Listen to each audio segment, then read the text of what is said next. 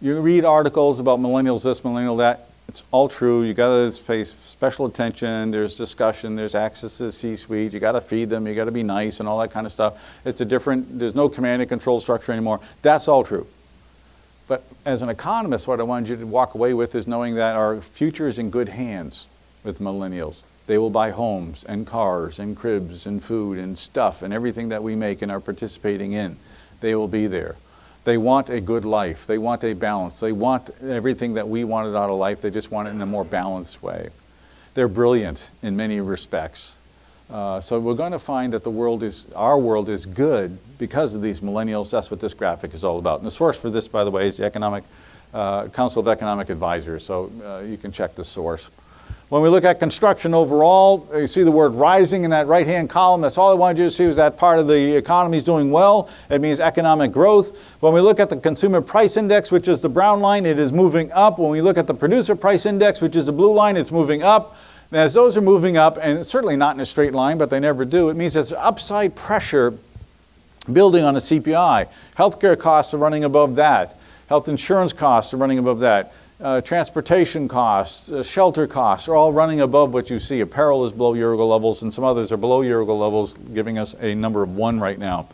The Fed knows this. The Fed is charged with heading off inflation, so the Fed will be raising interest rates. We've been saying for the last 4 months they would not do it in the first half of the year. I'm standing firm that they will probably have their first interest rate rise, 25 bips in September.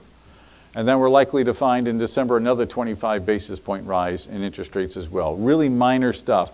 You're going to have the newspapers freaking about it. It's already factored into most people's thinking. The markets are not going to fall apart. The economy's not going to fall apart. The dollar's not going to do anything strange. The Fed couldn't be any clearer that they're heading this way, so it's already in people's thinking. Don't be swayed by the press into thinking something strange is going on.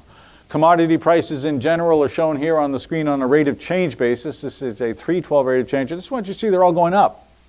Now they're below year-ago levels except for steel, but they're headed up. And on a monthly basis, which is the monthly data trend in all these items, they're moving up. So we have some price rise going on. And again, that takes fear out. It builds some inflation into the system, and you and I are going to be living in the next 15 years with a mild rate of inflation for the next several years. It's going to build in the 2020s until we're back in the Carter years in the late 2020s, which again is great for us boomers and terrible for the Gen Xers. But it is wonderful for me, and that's really what counts at the end of the day, right? Just plan on it. You boomers have to teach the Xers, and especially millennials, how to live in an inflationary environment because we haven't seen it in 30 years, 32 to be exact. So without any real inflation in 32 years, people have forgotten how to manage a business, price a business, run a business, prepare for the future in a period of inflation. The schools are going to go back to it. I was trained in the 70s, and we were taught how to do this all in an inflationary environment. They don't teach that anymore. You're going to have to do it and prepare them for that future. And prices will be going up slowly, but they will be going up. And so interest rates will be going up. The blue dots was the December meeting. These orange dots are from the March meeting. Every Fed governor is saying interest rates are going up. So just plan on it, please. Interest rates are going up. And that just means mild interest rate rise, which is going to spur some economic activity before it hurts economic activity. When it goes up high enough, a lot of people wonder, is this really sustainable? I just want you to know all they're saying is we're going to revert to the mean. Mortgage rates on a 30-year fix are going to go to 7%, 7.5%. That's all that they're saying, which is the mean. And a lot of us in the room look at that and go, well, that's a piece of cake. It's the millennials are going to freak. But their wages will be going up very quickly. They will quickly adjust to the new reality of higher interest rates. It's not an end-of-the-world scenario. Nothing on the screen behind me says you need to be worried except about a mild recession in 19 because of all that consumer debt that I see coming on. And that means all the credit card debt is going to impinge on discretionary spend. Discretionary spend means that we spend less on new things because we're dealing with past purchases, and that's going to lead to a slowdown in the economy. But that's an easy fix. So it's not going to be a bender. It's not going to be a real painful event. And there's nothing here that should worry you. What it should tell you is to go out and borrow as much money as you possibly can and buy real estate. That's what this graphic is all about. Because real estate prices are going up, mortgage rates will be going up. Lock it in now, buy rental property, buy your kids their home, buy your vacation home, buy your retirement home, buy it now. Go to a bank and do it before Dodd-Frank gets even worse. What do you do with all this as we head to Q&A? You get aggressive, and you're going to get this, so I'm not going to read the screen to you, but let me just highlight it for you. It's your HR department, it's your CMO. If you don't have a chief marketing officer, get one. Rent one, go to a fractional CMO. We use chief outsiders at my company. But it's all about marketing and positioning after you know your competitive advantages, which is a smart advantage is the name of the company that I would recommend to you. The book that you may want to buy if you don't want to go to the company but you want to buy a book is Creating Competitive Advantages by Janie Smith. And as you get your competitive advantages, you position them into a marketing statement, you position your marketing based upon the economy that we've just been talking about, you find yourself profitable, you find yourself growing, you find yourself ahead of the competition who's wringing their hands wondering if things are going to be good. There's nothing in the world right now that's going to make me change my mind on this forecast, nothing that I see. Russia's not going to implode, China's not going to go to war, and North Korea doesn't matter because just one of these days China will just step on them. And that'll be the end of that. All right. I wanted to make sure I left time for questions, so I think I've done that. I think I have about 10 minutes for questions. What's on your mind? Oh, wait a minute. One other thing before we get there and I forget. If you want monthly updates from ITR, that says updates at itreconomics.com. That's one of these team members will call you. You'll get free stuff every month. You're only going to get a call to make sure that that's what you want. Leading indicators, articles. I just wrote an article about mining, and that's going to be just sent out free to everybody that's on the list. So if you want just to kind of keep current with ITR in between the ITR trends report, between quarterly reports, between executive vantage points if you're into that program, which some of you are, this is just an easy way to do that. Updates at itreconomics.com. Okay. What do you have for questions? What's on your mind? Sir?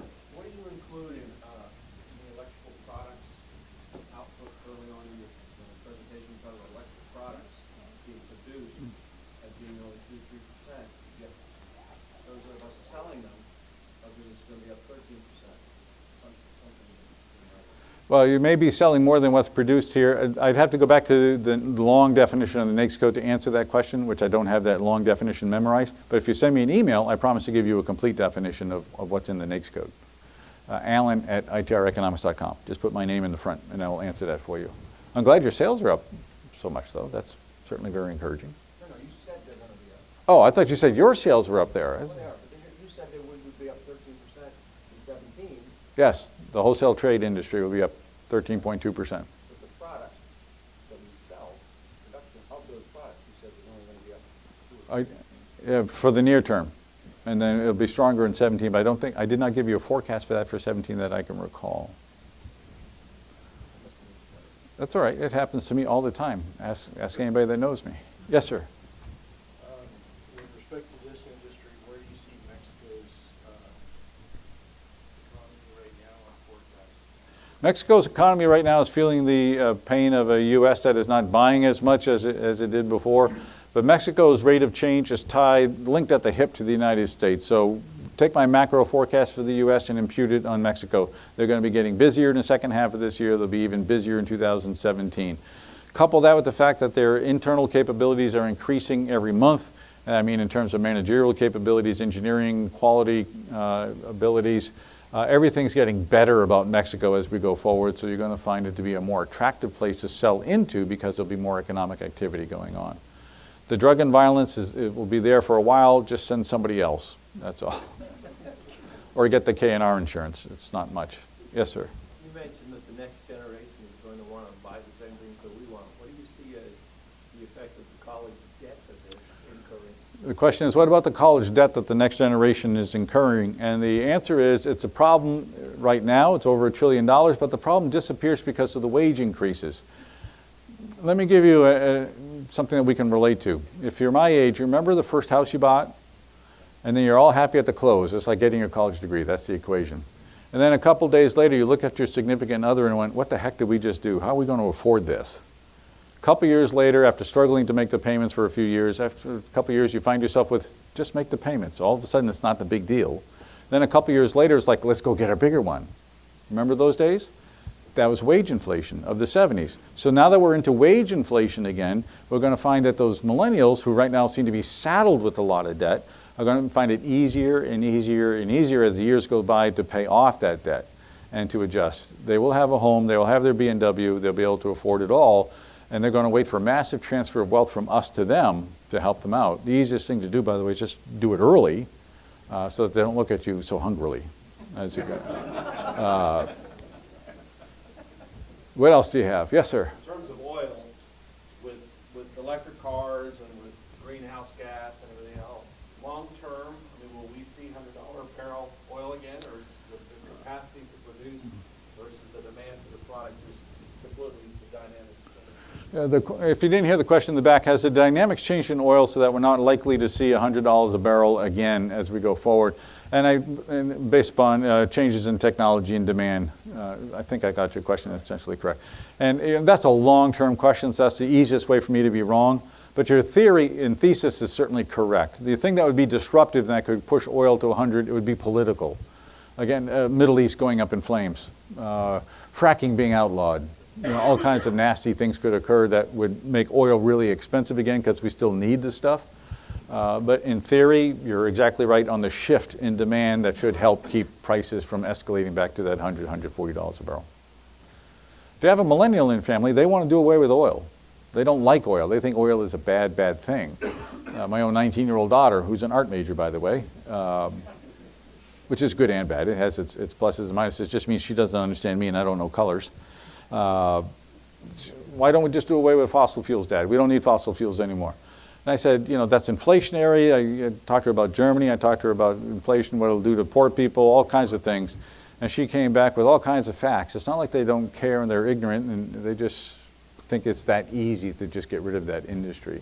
That industry will be with us for a long, long time. We have enough oil to power gen the United States for 300 years. Europe at this point has 28 years left. So we have a huge economic advantage for a long time to come. Yes, sir. Speaking on that, what is our influence now on OPEC since we still can't crash? And we said no to it, we say Russia does go flat by Iran, or Saudi Arabia does something. What influence do we now have as the U.S. since we can start it and stop it so quickly when prices? Yeah, what is the U.S. influence on world price markets and on OPEC decisions now that we are the world's second largest producer of oil and gas, and we have switches now that we can turn on and off with relative ease, and we will start exporting, would be my outlook, as we go forward and can influence global markets that way too, not only by consumption but by provision. Our influence grows, and our position to moderate political influences from around the world increases. Through economic means as opposed to needing to do it through military means or the selling of aircraft. It's a good thing, stabilizing thing as we go forward. Yes, sir. What was your position on increasing the minimum wage? Oh yeah, I forgot about that. Thank you for reminding me. What is my position on increasing minimum wage? You're not going to like it. It's a big deal. Don't make it an issue. Wages are going to be going up anyway. Nobody's talking about doing it quickly. It's phased in over time. Is it inflationary? Yes, it's inflationary. Will it impact our businesses? Yes, but it's ubiquitous, so it's not like you're being singled out. And because you're not being singled out, wages will be going up. We've talked about that's a fact of life. It is going to add to that inflation that we were talking about. It's baked into the thinking here. Just don't make it the hill that you want to die on because you'll lose that battle. You might as well just learn how to adjust to that. The Congressional Budget Office did a study that says it will help the upper thin slice of poverty to move into the middle class.